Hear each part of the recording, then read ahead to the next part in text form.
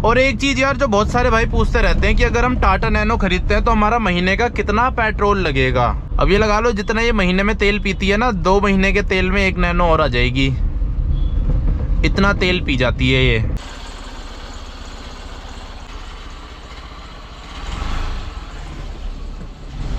तो अब यार अपने पुराने वाले घर से निकल गया हूँ मैं। यहाँ से फटाफट निकालते हैं अपनी नैनो को, लग ना जाए बस किसी की गाड़ी में।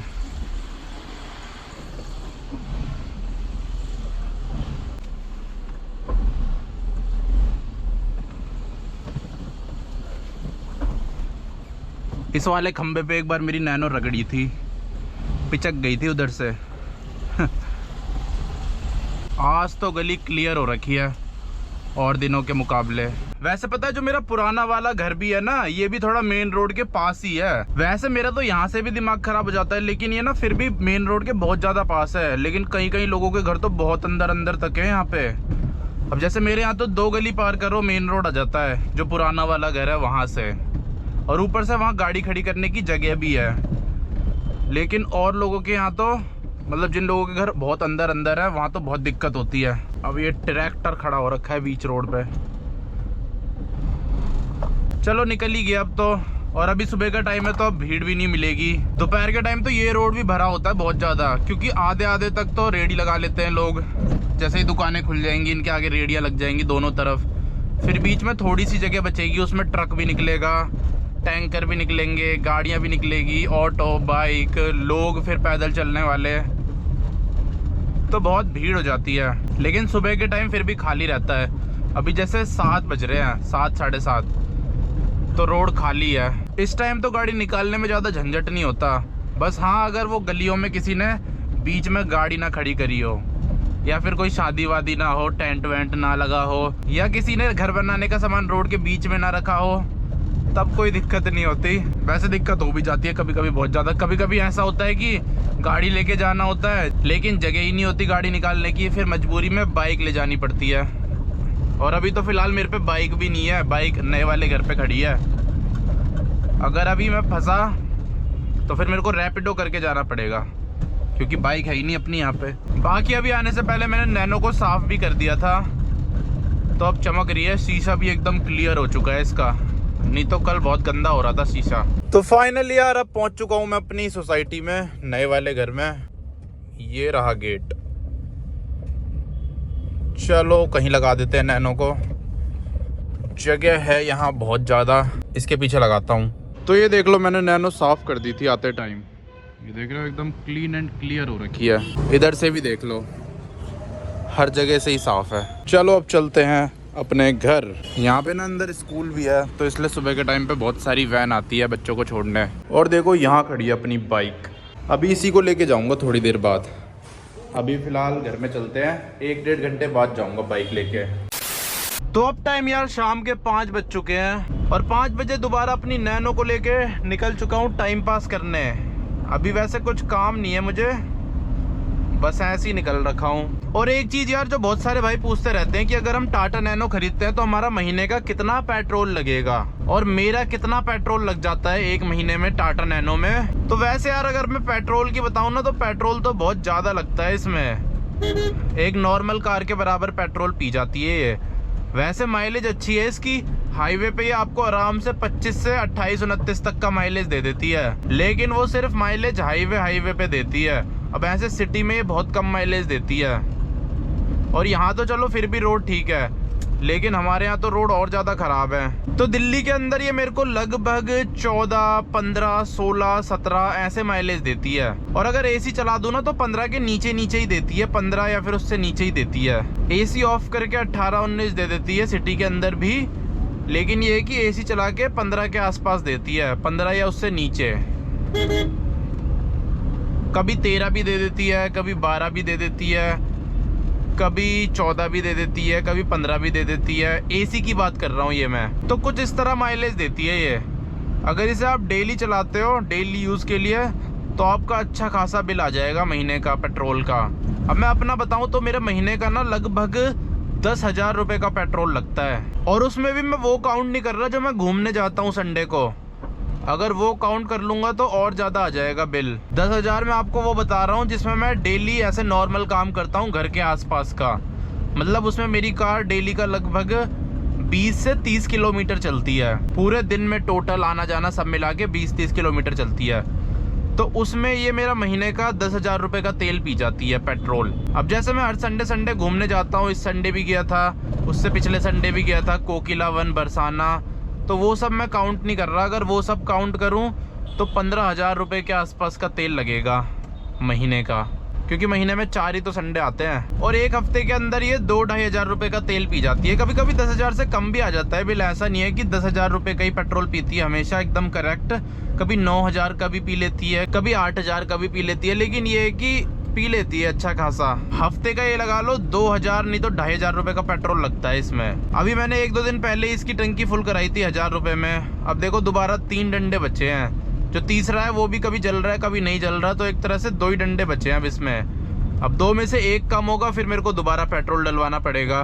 और बल्कि मैंने 1,000 रुपये का पेट्रोल अभी 2 दिन पहले ही डलवाया है इसमें। सैटरडे को डलवाया था मैंने, आज मंडे ही है, बताओ।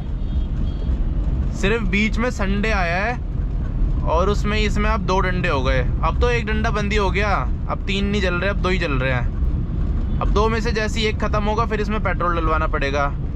1 मिनट आपको इस वाले कैमरे से दिखाता हूँ। ये देख लो 2 डंडे बचे हैं ना। और मेरी वीडियो देखना अभी 1 दिन पहले की, उसी में मैंने इसकी टंकी फुल कराई थी 1,000 रुपये में। तो 1,000 रुपये का तेल ये पी भी गई है 2 दिन के अंदर अंदर। क्योंकि कल इसे दिल्ली मेरठ एक्सप्रेस वे ले गया था ना, वहाँ पे फूड कोर्ट है, वहाँ तक 50 किलोमीटर जाना था और 50 किलोमीटर आना था।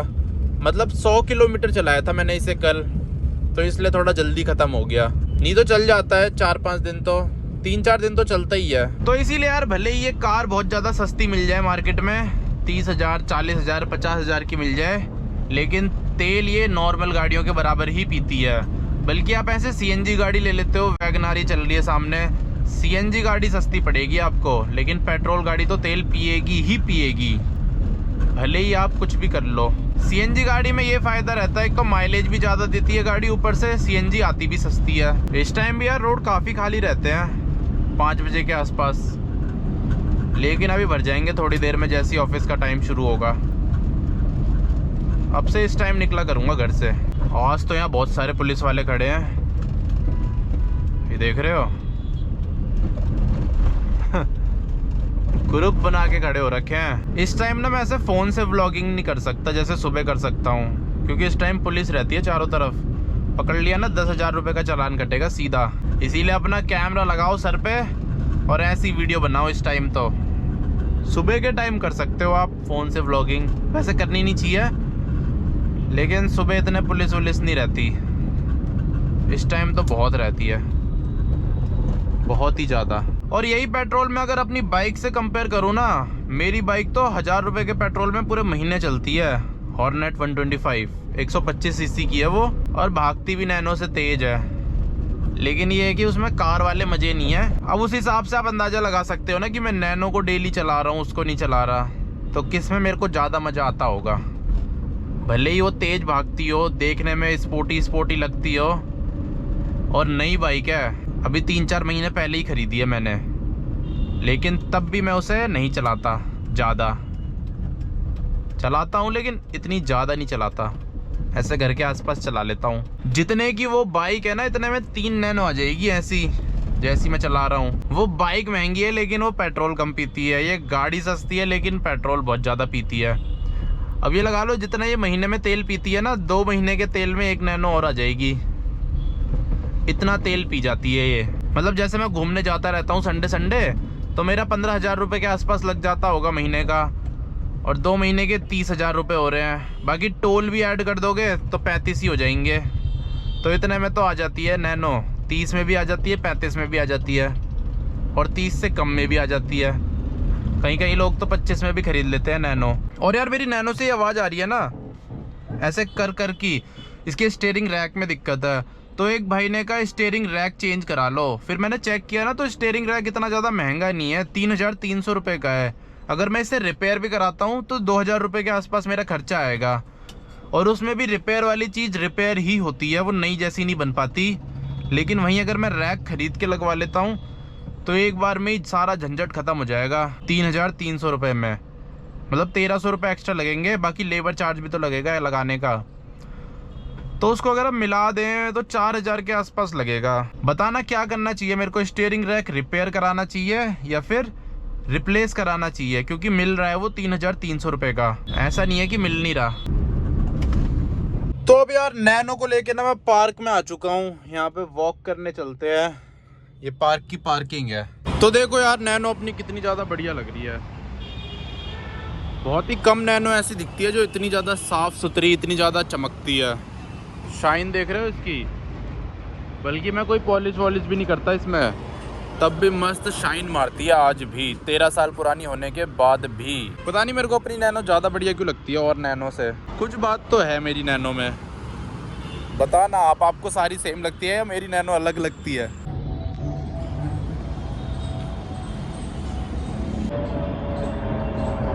ऐसे यार मज़ा आ जाता है पार्क में वॉक करके, मन एकदम शांत हो जाता है, रिलैक्स हो जाता है। इतनी हरियाली देख देख के ना दिमाग बहुत ज़्यादा अच्छा हो जाता है और ज़्यादा तगड़ा सोचने लग जाता है। पहले तो मैं डेली आता था, लेकिन अब जब टाइम मिलता है जब आ जाता हूँ। जैसे अभी टाइम मिला तो आ गया। ये मेरे घर के पास में ही है, जो नया वाला घर है ना मेरा, उसके पास है ये वाला पार्क। यहाँ पे देखो बहुत सारे ना ये बांस के भी पेड़ हैं। यहाँ जगह तो सुंदर है, सामने देखो सनसेट हो रहा है। तो अब अपने घर पहुँच चुका हूँ मैं, वॉक कंप्लीट करके अपनी। गेट खुला है क्या? हाँ खुला है। चलो चलते हैं फटाफट। अब यार एक डंडा भी इसमें खत्म हो गया, ये देख लो माइलेज। अब इस हिसाब से अंदाजा लगा लेना कितना तेल पी जाती है। ये नैनो है लेकिन तेल तो बढ़िया पी जाती है। ये भी तेल पीने में कोई कमी नहीं छोड़ती है।